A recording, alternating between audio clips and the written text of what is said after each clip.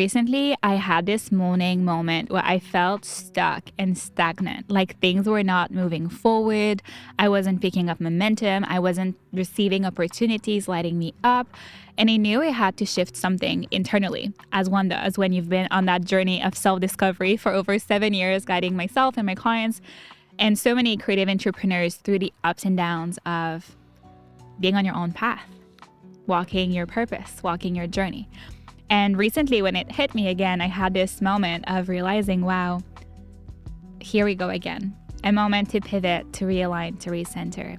But I know in those moments, it's never about the external. It's never about what I see around me.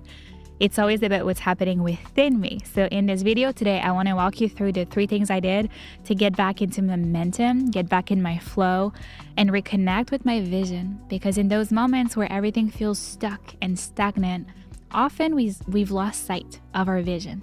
And so watch this entire video if you want to snap back into momentum, get back on track with believing you are indeed worthy of your dream, and move through that season of stickiness and stagnancy.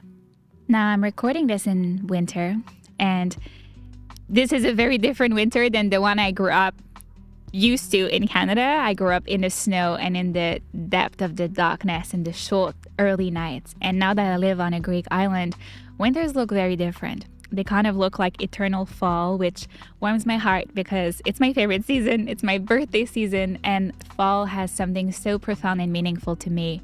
It's the energy of release, of letting go. And as we enter winter, it's a season of renewal. It's a season of accepting things as they are, sitting in the empty, sitting in the darkness of it all before it is spring and our inspiration and ideas blossom again.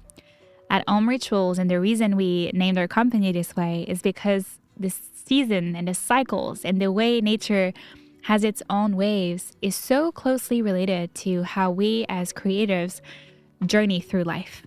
There will be seasons of momentum. You're springing ideas. You feel on top of the world. You feel successful. Everything is unfolding. You're meeting the person that you never thought you would meet. You're being invited to the places you never thought you would go. And it just feels like this extraordinary, beautiful summer festival of magic. And then there's these moments where you're sitting and it feels like you're sitting alone in a cave and it's dark and there's nobody and nobody gets you and you don't want to talk to anyone. And you don't know what's happening and how you got so stuck. This is just the flow of getting to the depth of ourselves, sharing and expressing, and getting back to the depth of ourselves. It's the seasons of death and rebirth and renewal and getting to know ourselves as we unfold every single time through those layers again and again and again. And so it feels very significant to record this video in winter, in the end of fall. Because this season is all about that. It's a season where we're confronted with our growth. We're confronted with the cycles we seem to be repeatedly stuck in. And it's giving us space in the stillness of it all to sit with it. Sit in that discomfort, sit in that stillness, sit in that stickiness, and observe it and allow it to exist without judgment. And that's why whenever I'm noticing stagnancy, my first practice is to allow it to be by literally sitting and doing nothing. And I usually will sit on the sofa and I look like I'm contemplating my entire existence. Or I will stare at the ceiling and lay on the bed. Or I will sit by the sea or somewhere beautiful in nature, not prompting myself with any question, not trying to solve anything, not trying to figure it out, just existing for a moment in the emptiness of it all. Because what I've noticed about my creativity is that it is such a fire force in itself. It grows and it grows and it amplifies the more I nourish it and nurtures it. And that's why if you ever feel stagnant and stuck, my automatic response would be get movement in, activate the fire. But that is step 2. We're still on step 1, sitting in that existential emptiness. And the reason that's important to do before we try to activate our fire is that in that emptiness, we can witness things as they are and just listen to our intuition, to the whispers, to the knowing of our body. Maybe as you sit and you contemplate the sky or your roof or the ceiling, you receive insights that, yeah, it does feel sticky. Maybe you've been pushing yourself too hard, or maybe you've been not creating momentum. You haven't been taking action. You haven't been bold. You have been in the indecision, or maybe too much in the mind. What's actually happening? Just witness, observe. And again, that first stage is really unprompted. Just listen. And that requires patience and willingness to sit in the discomfort, because our initial response to discomfort is to try to fix it. So we go into creating action from friction or scarcity, and that often is a temporary fix that doesn't yield momentum and flow and ease. Or we distract ourselves. We numb ourselves through social media. We go into avoidance patterns, your own self-sabotage patterns. And if you do not take a moment to pause and reflect on the ways in which you stop yourself from sitting in the discomfort. And sitting in discomfort is so important. It's so important because it's a center point to land. Witness, observe. What is here and now in my body, in my mind, in my heart, and my soul when I'm not asking questions, when I'm not trying to do anything, when I'm just existing. And when I say sit in the discomfort, I mean maybe for multiple days. Maybe it is for a couple hours where you genuinely do not engage in any activity with your phone, any distraction, any numbing behaviors or patterns. And so that's step one of finding momentum again. Sitting in the discomfort, letting it exist. So what do we find in that darkness? Sometimes we find nothing.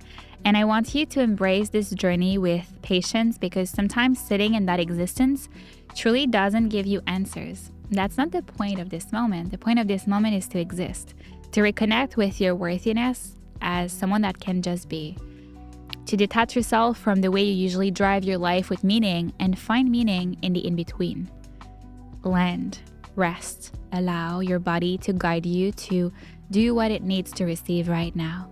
Do activities that feel nourishing, doing cooking, taking a bath. And that's the initial seed of momentum, right? That's the initial seed of movement. When you're prompted to go on a walk, when you're prompted to go visit that person, or to take a bath or cook a beautiful, delicious meal, maybe you're prompted to put on warm socks and watch cozy Christmas movies, and that's what genuinely comes from within, and that's what you want to do. You can do that.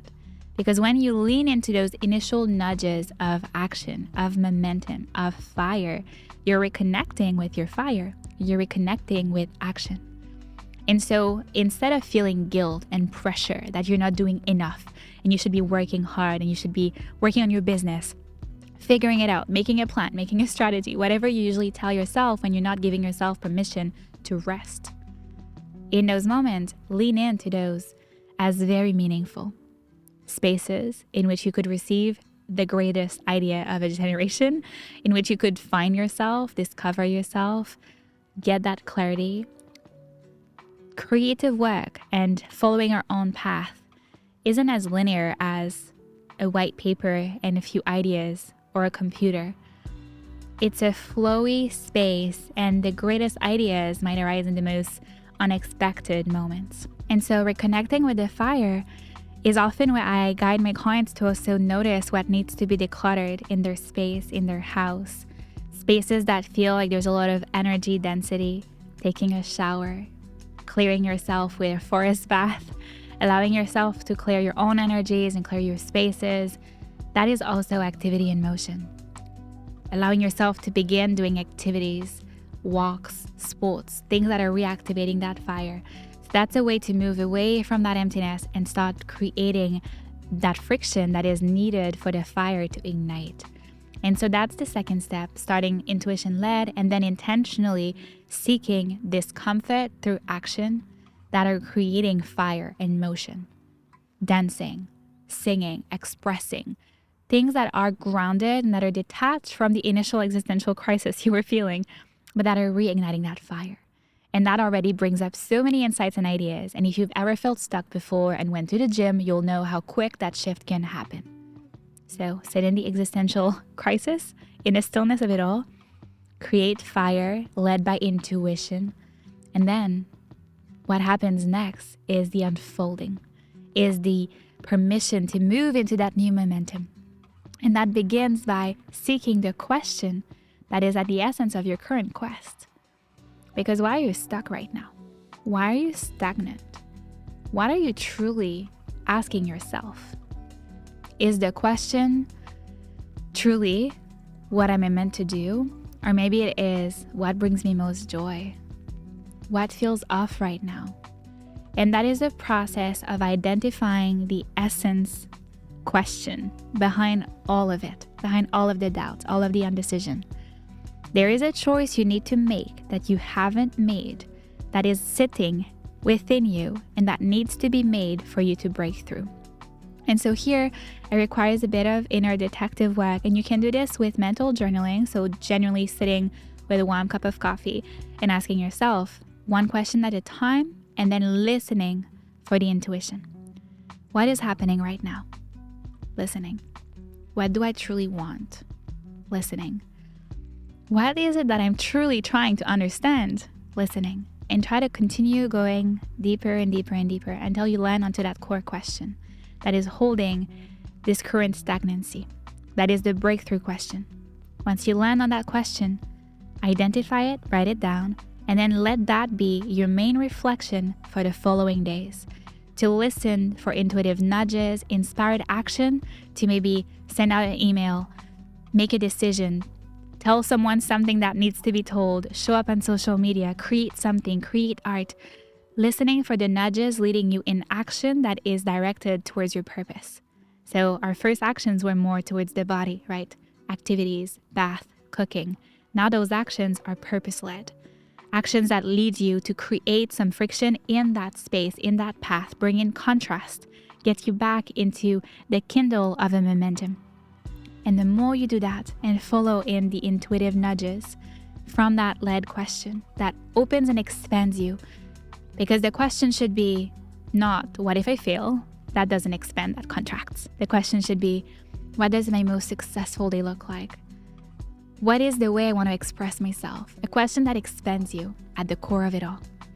And once you've done this for a couple days, you'll notice momentum will slowly start building back up.